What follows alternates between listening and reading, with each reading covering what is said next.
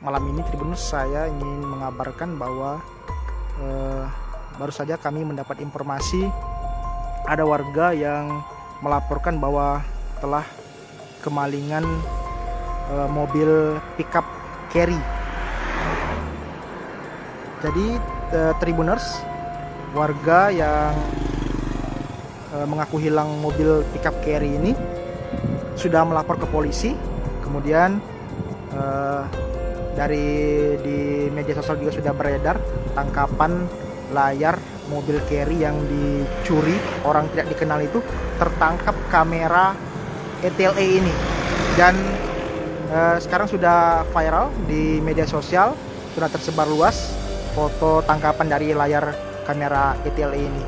Jadi Tribuners, di wilayah Kabupaten Musirawas Utara ada satu kamera ETLE, yaitu di tempat saya mengabarkan ini, persisnya di jalan masuk jalur 2, tidak jauh dari SPBU Merarupit. Jadi memang ini sudah berfungsi, tetapi ini masih dalam tahap percobaan. Pihak dari Satuan Lalu Lintas Polres Musirawas Utara saat ini terus melakukan sosialisasi kepada masyarakat pengendara untuk tertib berlalu lintas, karena kamera ETLE ini akan segera diberlakukan. Untuk sekarang memang masih tahap percobaan. Nah, jadi Tribuners, mobil carry yang dicuri ini tertangkap kamera ETLE ini dengan BG 8128 PM milik warga Desa Noman Baru, Kecamatan Rupit, Kabupaten Musirawas Utara.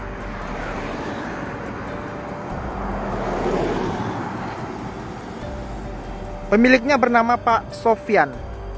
Jadi informasi yang kami dapatkan Tribuners, mobil carry milik Pak Sofyan ini diparkirkan di depan rumah. Memang sudah biasa karena di situ tempat parkirnya, informasi kami dapat seperti itu.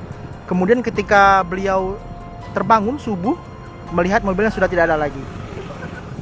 Beliau melihat mobilnya sudah tidak ada lagi, kemudian menginformasikan dan melaporkan kepada polisi bahwa telah kehilangan mobil.